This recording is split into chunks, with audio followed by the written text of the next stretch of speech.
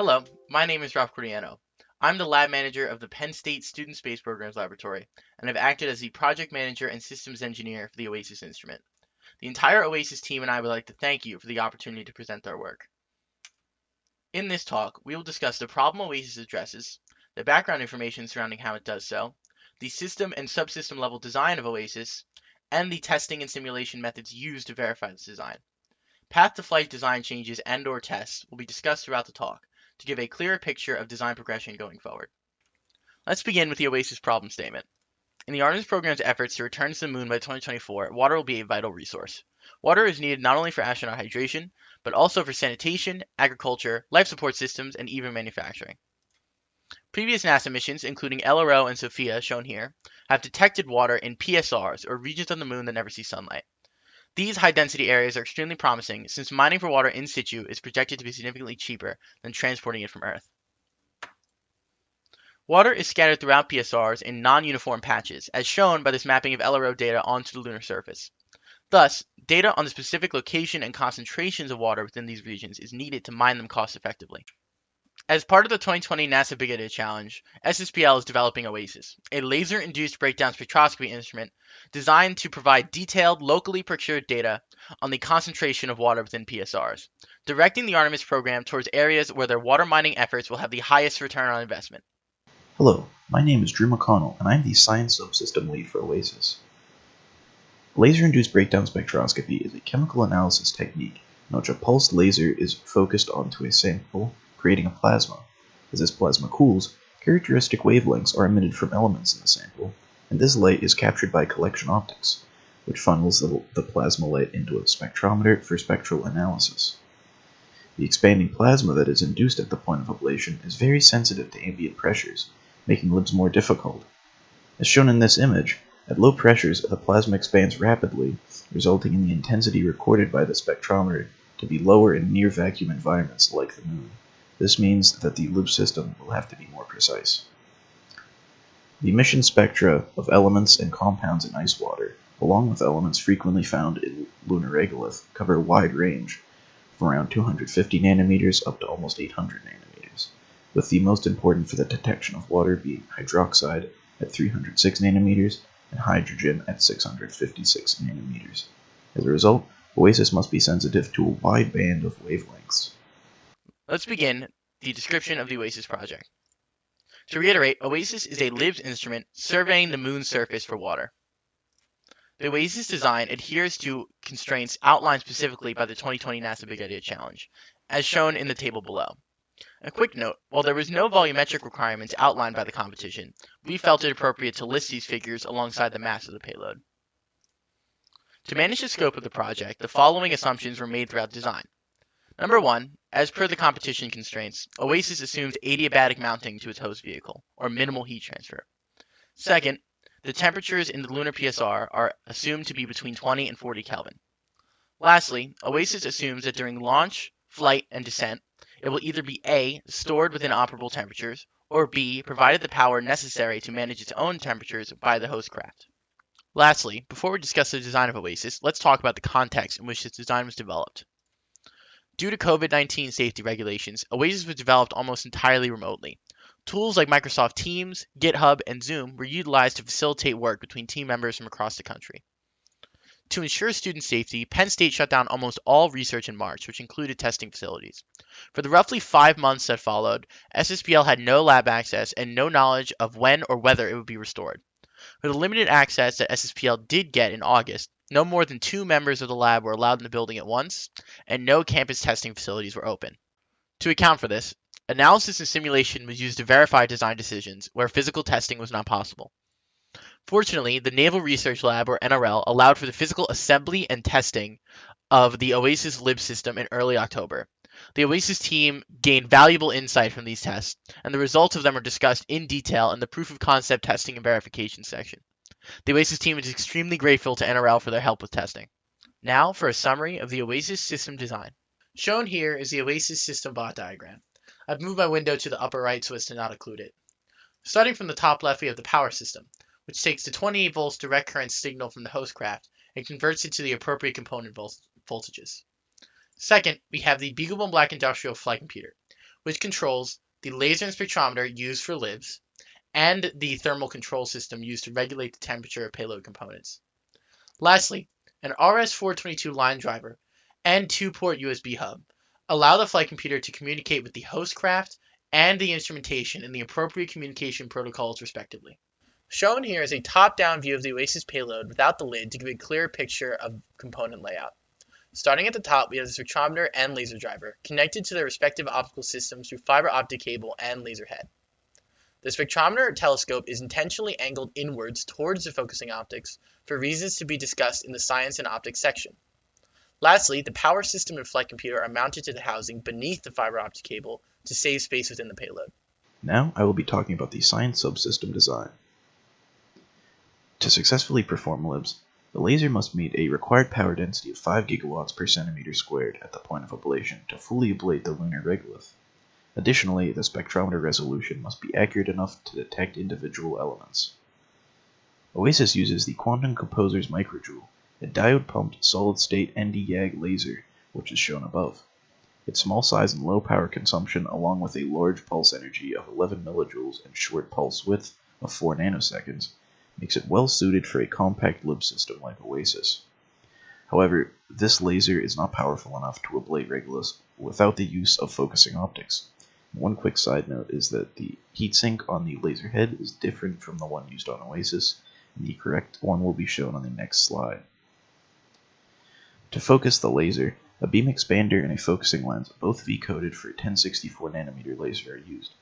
The 10 times beam expander increases the diameter of the beam as it enters the focusing lens, allowing for a smaller beam diameter, resulting in a larger power density at the point of ablation. To focus the laser, a 300mm focal length plano-convex lens is used. Furthermore, the shutter shown here is only a safety precaution used during testing and is not part of the focusing optics system. The collection optics consists of a series of 4 lenses, a 2-inch objective, 1-inch plano-concave lens, 1-inch plano-convex lens, and a collimating lens. The 2-inch objective was chosen to maximize the plasma light captured by the system, because the more light that enters a spectrometer, the more distinct each peak will be. Also, the pair of 1-inch diameter lenses will collimate the light to allow for a 1064 nanometer filter to block the laser light from entering the spectrometer. After preliminary testing, it was found that even slight misalignment of the collection optics with a source of light will result in the collection of significant background noise. Therefore, the telescope needs to be directly aligned with the point of ablation. To facilitate this, the collection optics were turned rather than the laser focusing optics, because the fiber optic cable can be bent, as shown in the image above, resulting in only minor changes to the housing. To analyze the captured plasma light, Oasis uses a Flame-T UV-Vis spectrometer by Ocean Insight. The Flame-T has an optical resolution of 1.33 nanometers, allowing for the ability to accurately distinguish between emission lines of different elements. Additionally, the Flame-T covers a wide range of wavelengths, from 200 nanometers to 850 nanometers, allowing for detection of water along with other metals commonly found in lunar regolith. After preliminary testing, which will be discussed later in the presentation, it was found that improvements can be made to the science subsystem, such as the use of a spectrometer with a faster integration time, like the Ocean FX, to minimize the collection of background noise, and the need for a custom 1064 nanometer notch filter, which will easily integrate into the current optical design. In the following section, we will discuss the structural design for Oasis. The Oasis housing consists of a 32 cm by 21 cm by 10 cm box of 6061 T6 aluminum with half centimeter thick walls. There are 2 3 cm wide flanges on the side with 3 evenly spaced mounting holes to secure the housing to the host vehicle. Additionally, there are 3 evenly spaced screws on each side wall to secure the lid. The Oasis housing will be made of 6061 T6 aluminum, which has multiple advantages over other alloys. 6061 has extensive flight heritage, suitable thermal properties, and structural integrity, while also being accessible and lightweight. Aluminum standoffs are used to secure the components in place. Larger components, like the laser driver, spectrometer, optical system, and beam expander, are held into place by brackets and standoffs. The laser driver and spectrometer also have base plates, since they do not have built-in standoff screw holes. To minimize the Oasis housing footprint, we chose to keep the standoffs for the components at differing heights. This allows us to layer our components and have the fiber optic cable and laser placed over the PCB. Minimizing the payload footprint allows Oasis to be operated within a suite of instruments on various host platforms. We took the requirements of the science subsystem and designed a custom bracket such that the optical system is pointed directly at the point of ablation, yielding the highest quality data. To facilitate manufacturing, the bracket is a separate piece that inserts into the housing wall. By having the angled hole cut into the separate bracket piece instead of being integrated into the housing, the cost of manufacturing is decreased. Without the use of this bracket, a 5-axis mill would be needed to cut the hole at the angle required, which would make the manufacturing process more difficult. When designing the Oasis payload, manufacturability was heavily emphasized. Following the DFM guidelines of faculty advisors, any interior corners found in the housing have been rounded to reduce milling cost. By rounding the inside corners, the housing is easier to machine. The standoffs are separate pieces and are screwed into the tap-through holes found in the bottom of the housing, rather than being milled as one piece. This way, less material is wasted when machining. In continued path-to-flight development, any new changes will be implemented using the same DFM process to ensure that manufacturing cost and complexity will be minimized. As part of the path-to-flight process, vibrational analysis and simulations will be conducted to identify necessary design changes. Once these changes are implemented, a shake table test will be conducted to verify the structural integrity of the housing and its components.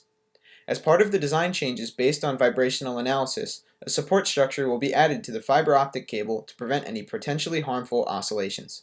Hello, my name is Sam Lunar, and I am one of the thermal subsystem co-leads. Today I am here to talk about the design of the thermal control system for the Oasis payload. The thermal control system for Oasis includes both active and passive heating. This thermal control system was designed under the assumption that the temperature of the PSR will be 20 Kelvin, to ensure operational temperatures are met even in the coldest conditions. For the passive heating aspect of the thermal control system, Oasis will use a polished aluminum exterior finish with a target emissivity of 0.0425 to reduce heat loss to the environment. Reducing the emissivity of the outer aluminum surface of the payload allows less heat to escape to the exterior environment. This specific target emissivity was determined through analysis in COMSOL multiphysics, which will be explained in greater detail in the testing section. Polished aluminum was chosen as the surface finish because it is a relatively inexpensive and simple process to implement, compared to other options, while still providing the desired emissivity. For the active heating system, 6 2-inch by 2-inch polyimide heaters, controlled by a PI loop, will be used to regulate the temperature of components. The attached pressure-sensitive adhesive will be used to attach them to their respective surfaces. 2 heaters each will be used for the laser driver, spectrometer, and PCB to provide redundancy in case one debonds or malfunctions. In order to keep the payload at an operable temperature, Oasis uses a smaller microcontroller, known as the thermal logic controller, to determine the amount of heat that is delivered through the heaters. The thermal logic controller is a smaller powered device, so it doesn't have enough power to drive the heaters alone. Instead, we amplify the PWM signal from the thermal logic controller through N MOSFETs, which amplify the signal up to 28 volts, which is enough to power the heaters. You will quickly notice, however, that this is a feedback loop between the generated PWM signal to the amount of heat dissipated by the heaters to the temperature measured by our thermistors. To control this feedback loop, the thermal logic controller is programmed with a proportional integral control system with anti-windup. The thermal logic controller is actually programmed as a PID controller, however, we have set the derivative coefficient to 0. We made the decision to set this derivative coefficient to 0 because our system does not need rapid response to changes in temperature, and also because it makes it simpler to find the remaining 2 coefficients. Although we could find these 2 coefficients through simulation and analytical methods, in a path-to-flight scenario, Oasis would have to be placed in a vacuum chamber that can reach temperatures comparable to that of a lunar permanently shaded region in order to tune these coefficients. Additionally, the thermal logic controller is programmed with anti-windup to prevent the integral term from being saturated when changing the target temperature, such as going from an operational state to a standby state where a lower target temperature is allowed. Overall, the thermal logic controller and active heating elements will be able to keep Oasis at an operable temperature while in a lunar permanently shaded environment. In the electronic subsystem, we will first discuss the flight computer code, followed by the hardware design that provide power and telemetry to Oasis's submodules. To develop the flight computer code for OASIS, we followed the state machine diagram shown on screen. The state diagram was used to plan out our software's commands to control the various components of OASIS. The left side of the diagram showcases the commands we use to change the states of the laser. Based on this, we created a laser library to interface and control the laser with our flight computer. We also developed libraries to simulate laser actions to rigorously unit test our laser library in flight computer operations. Now to the right side of the diagram, this showcases the commands we use to change the states of the spectrometer. For this, we use an open source library, Seabreeze, to control the spectrometer. The OASIS PCB provides the hardware required for power delivery and communications for the laser, spectrometer, and thermal control system. As shown in this power draw diagram, 28V DC is passed to two DC-DC converters and the heater control MOSFETs. A 48V converter supplies power to the OASIS laser. A 5V converter supplies power to two 3.3V regulators, the BeagleBone Black flight computer, and the spectrometer. One 3.3V regulator is the dedicated power supply for the TNC 3.2 thermal logic controller, while the other supplies power to the USB hub and RS422 line driver. The two power states represent total power draw during system standby and during laser activation. OASIS conforms to the power constraints laid out by the Big Idea Challenge as shown in this power draw breakdown.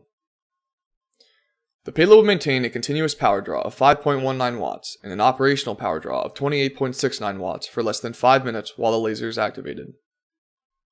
Variations in total power draw arise from the possible power draw of the heating system, but will never be reached in practice due to the payload's thermal design. In summary, various versions of the hardware and software interfaces are iteratively designed and implemented to verify adequate power and telemetry for OASIS. To ensure robustness and safety, a command line version of this code was also developed for actual laser fire and testing. In a path-to-flight scenario, our electronic components will be replaced with radiation-tolerant versions. For example, we plan to replace our flight computer, a BeagleBone Black, with a radiation-tolerant version developed by Pumpkin Space. We will also utilize a real-time operating system such as RT Linux to ensure guaranteed response time with the rover. Data error checking code and single event latch-up recovery procedure will also be implemented to guarantee system and data integrity. We will now discuss the major changes since the proposal.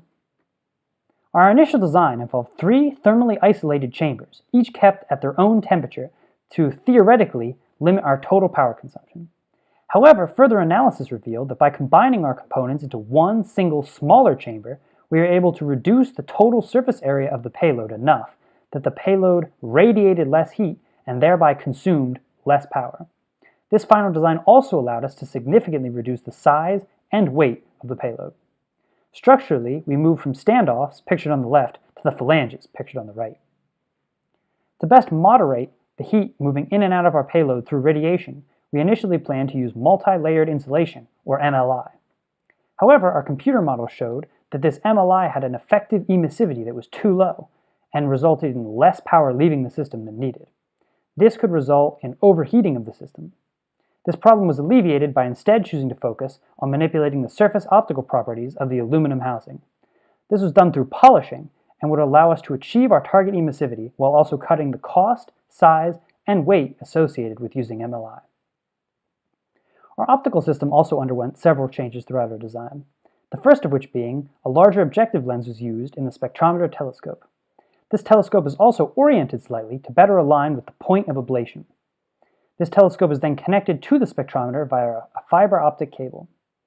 Finally, focusing optics were used on our laser system to achieve our target power density to fully ablate the lunar regolith at our point of ablation.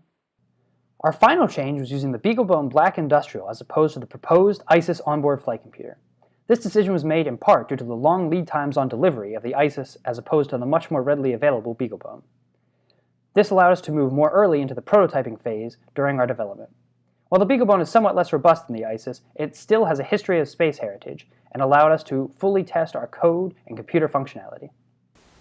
We will now discuss proof of concept testing to verify our previously discussed designs. We will begin our discussion with the laser-induced breakdown spectroscopy system testing, which we were very fortunate to be able to accomplish at the Naval Research Laboratory facility despite COVID restrictions. This test successfully verified the spectrometer laser interface software for the flight computer meaning that the flight computer, our BeagleBone Black Industrial, can successfully command and receive data from the spectrometer and laser.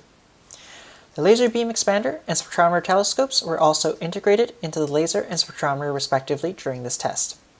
Finally, our thermal team gained valuable insight on the heat output of the laser diode when it fires. This is us firing the laser at 5 Hz, as we can see in this video.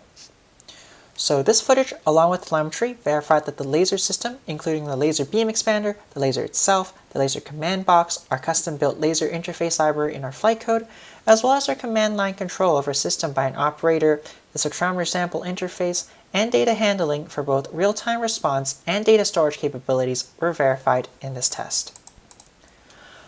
Ultimately, as we can see in the video footage from the test, confirmed that OASIS can successfully ablate lunar regolith simulant. So the actual test was conducted inside a black box, so the spectrometer is sampling and alighting similar to the lunar PSR. Still, the sample data indicated significant noise in the spectrometer's readings. Based on the data and further testing, many solutions have been proposed and are implemented to solve this issue. The OASIS optics system has demonstrated sensitivity to misalignments. Therefore, it is possible that the optics system was misaligned during testing. Mounting the LIBS system to the payload housing will ensure proper alignment going forward. Using an external trigger will also decrease the lag time between laser fire and spectrometer sample.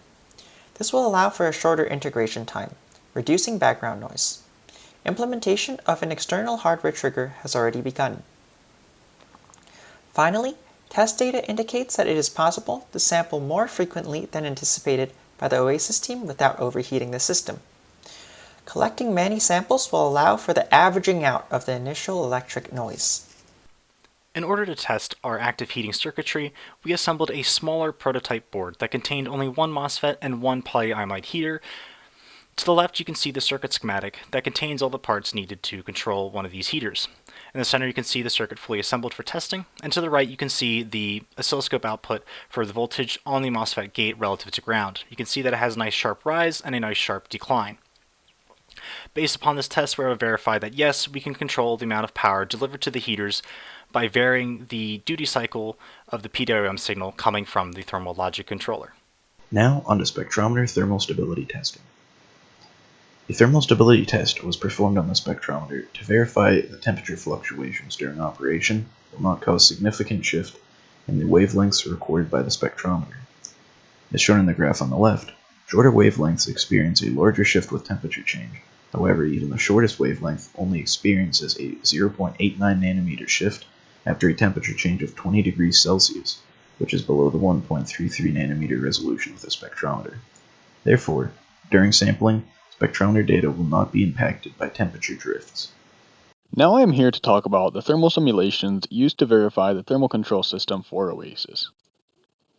A thermal model of the payload was made in COMSOL multiphysics to simulate the components in a PSR environment. All of the components were modeled with their approximate dimensions and physical properties through COMSOL's built-in geometry tool. This simulation was used both for determining the most desirable emissivity for the passive heating system and to verify that components could be regulated to an operational temperature in a PSR environment while still using under the 3.3 watts of allotted power for the heaters. The outer emissivity of the payload and the heater output were varied to see the effect on the temperature of the components. A target emissivity of 0.0425 was chosen because at this emissivity, the required heater output was well below the 3.3 watt max, and components were successfully kept within 1% of their target temperature. It is known that the emissivity from polishing aluminum is between 0.04 and 0.051. The target emissivity for the payload of 0.0425 is within this range, but it is unlikely that polishing the aluminum will produce this exact value. As shown by the above graph, the required emissivity for the housing is directly proportional to the heater power needed to maintain operational temperatures. This means that with some variation in the emissivity of the polished aluminum, adjustments in heater power will successfully maintain operational temperatures. We will now discuss the path-to-flight testing.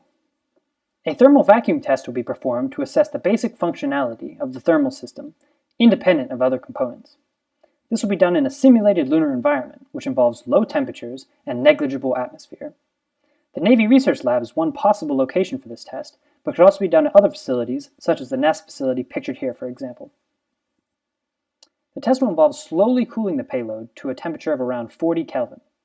Once it has achieved this low temperature steady state, we will be able to test and tune the PI coefficients that make up our thermal logic controller.